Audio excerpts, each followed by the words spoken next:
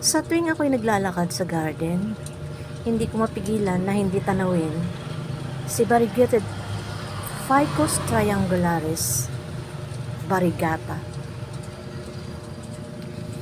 Napakaganda nga naman niya. Tingnan nyo naman ang kanyang dahon at yung hugis ng kanyang dahon.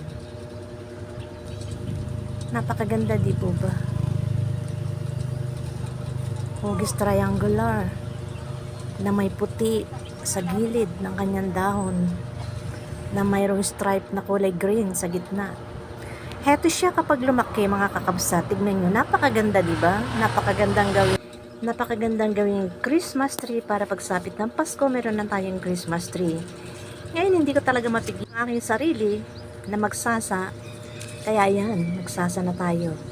May ilang piraso lang naman yung aking isinasa na yan. Nasa loob ng plastic. Talagang nangangati lang yung